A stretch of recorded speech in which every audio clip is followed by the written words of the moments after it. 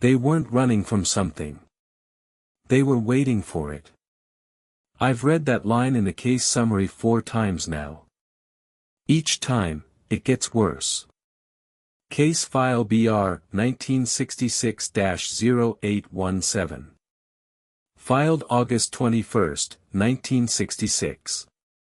Niterói, Rio de Janeiro State, Brazil. Victims, Manoel Pereira de Cruz, age 32. Miguel José Viana, age 34. Both electronic technicians from Campos dos Goitacazes. Status at time of filing, unexplained death. Status today, unsolved. I pulled this file because someone flagged it as a UFO case. I almost put it back. But the more I read, the more I realized, this isn't about what they believed. It's about what happened to their bodies. And what we found beside them. Let me walk you through what the first officers encountered. August 20, 1966. A Saturday. Late afternoon. A young boy named Jorge da Costa Alves is flying a kite on Vintem Hill, a steep slope covered in dense grass overlooking Niterói. It's a popular spot. Families come here. Kids play. The boy sees something in the tall grass. 2 men. Lying on their backs.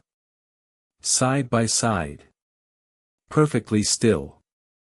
He assumes they're sleeping. Or drunk. He goes home. The next day, he returns. The men haven't moved. He tells his family. His father calls the police. When officers arrive, they find a scene that doesn't make sense. 2 adult males. Both wearing suits. Good suits, pressed, formal, as if they were attending a business meeting. Both are lying supine, faces toward the sky. Their arms are at their sides. Their legs are straight. The positioning is almost ceremonial. And covering their eyes, crude masks made of lead. Simple oval shapes, cut from lead sheeting, with no eye holes. Held in place by nothing.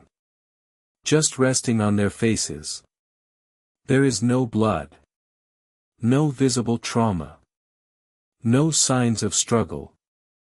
No signs of convulsion or distress. Just 2 men in suits, lying in the grass, wearing homemade lead masks, dead. The initial report lists the scene as orderly. That word appears 3 times. Orderly. I need you to understand what was found beside them. A small notebook. Inside, handwritten instructions in Portuguese. I have a translated excerpt in front of me. It reads: 16:30 be at the agreed place. 18:30 swallow capsules, after effect protect metals wait for the mask signal. That's it. That's the last entry. No capsules were found at the scene. No container. No residue. The notebook was otherwise empty except for personal notes unrelated to the case. Also found, a bottle of water. A handkerchief. A small piece of aluminum foil. The foil showed no trace of any substance when tested. It was clean. Here's what the investigation established about their final days. Manoel and Miguel left Campos dos Goitacazes on August 17. They told their families they were going to São Paulo to buy electronic equipment for their small TV repair business and a used car. They brought 2.3 million cruzeiros in cash, a significant sum at the time. They never went to São Paulo. Instead, witnesses placed them in Niterói on August 17. They bought raincoats at a local shop. One witness recalls they seemed nervous. Another says they asked about purchasing lead, specifically, where to acquire lead sheeting. On August 18, they checked into a small inn. The owner later described them as quiet but anxious. They left early on August 20th wearing their suits. A waitress at a local bar saw them that afternoon. Miguel appeared agitated. He kept checking his watch. At one point, he said to Manoel, "We need to be there by 16:30. That's the last confirmed sighting." 3 hours later, based on estimated time of death, they were dead on that hillside. The autopsies were conducted on August 22nd. And this is where the file becomes deeply troubling. The pathologist, Dr. Alberto Ferra, noted that both bodies showed no external injuries. No puncture wounds. No ligature marks. No defensive wounds. No indication of violence whatsoever. Internal examination revealed nothing definitive. Organs appeared normal on gross inspection, though decomposition had begun due to the subtropical heat. Here's the critical failure. Toxicology testing was requested. Samples were collected. But due to what the file calls administrative delays and laboratory limitations, comprehensive toxicology was never completed. Let me say that again. 2 men die under impossible circumstances with a note referencing capsules, and toxicology was never finished. The samples were lost. Or mishandled. Or simply never tested. The file is unclear. What is clear is that we will never know what, if anything, they ingested. The cause of death was officially listed as cardiac arrest of unknown etiology. That's not a diagnosis. That's an admission of ignorance. The heart stopped. We don't know why. But there's more in the witness statements.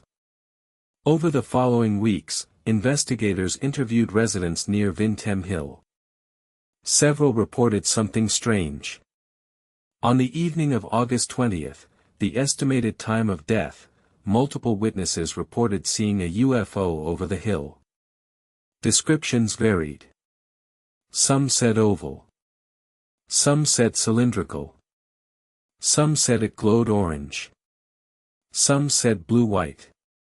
One witness, a woman named Gracinda Barbosa Coutinho de Souza, stated she saw an orange, egg-shaped craft hovering over the hill around 7:15 p.m. She reported it to police before the bodies were discovered. I need to be clear here. These are unverified witness accounts. The file treats them as secondary. But they're in the file. Officially documented. And here's what I can't stop thinking about. The masks. Why lead? Lead is used for radiation shielding. If you believed you were about to encounter something that emitted harmful radiation, something bright, something powerful, lead over your eyes might seem logical. But these masks had no eye holes. You couldn't see through them. Whatever they were waiting for, they didn't intend to look at it. They intended to be protected from it while it looked at them. I've reconstructed the timeline as best I can. 16:30, Manoel and Miguel arrive at the designated location on Vintem Hill. 2 hours of waiting. In suits. In August heat. On a hillside. What were they doing? 18:30, according to their own written instructions, they swallow capsules. Effect begins. They lie down. Position themselves carefully. Place the masks over their eyes. And then they wait. For what?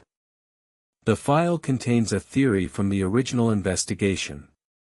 It suggests Manoel and Miguel were members of a small, scientific spiritualism group in Campos. These groups combined electronics with occult practices, attempting to contact extraterrestrial intelligences using homemade devices. Investigators found no direct evidence linking them to any such group. But colleagues confirmed both men had expressed interest in spirits and paranormal phenomena. The theory goes, they believed they were making contact. They believed the capsules would prepare them. They believed the masks would protect them. They believed something would come. And then something went wrong. The capsules were toxic. Or the combination with something else was fatal. Or they simply died of fear-induced cardiac arrest. But that theory doesn't explain everything. If the capsules killed them, where are the capsules? Where is the container?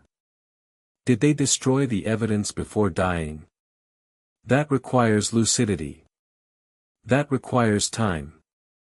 If they died of fear, what did they see that scared them to death, simultaneously?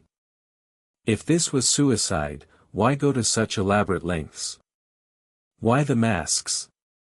Why the ritual? And if someone else was there, someone who took the capsule container, someone who arranged the bodies, why leave the notebook? Why leave the lead masks? I keep coming back to their position. Side by side. Arms at their sides. Legs straight. Faces up. That's not how people die of poisoning. That's not how people die of fear. People thrash. People curl up. People reach for help. These men were laid out like offerings. The case was never officially closed. It was simply set aside. Reclassified as unexplained and filed away. But there's one more detail in the file. A late edition from 1967. Investigators revisited the scene and interviewed the property owner. He mentioned something he'd forgotten earlier. On the evening of August 20th, around dusk, he was walking his dog near the base of the hill. The dog stopped. Refused to go further. Began whimpering. He looked up toward the hilltop. He saw two figures standing. Not lying. Standing. Side by side. Facing the sky. And then, he says, the light came. He ran. He didn't look back. He told no one until the investigators came. I don't know what killed Manoel Pereira de Cruz and Miguel José Viana. The file doesn't know either. What I know is this. Two men prepared for an encounter. They wrote instructions. They acquired materials. They dressed formally, as if for a meeting. They traveled to a hilltop at a precise time. They ingested something. They put on protective masks. They laid down together and waited. And something met them there. When they were found, there was no evidence of what they swallowed.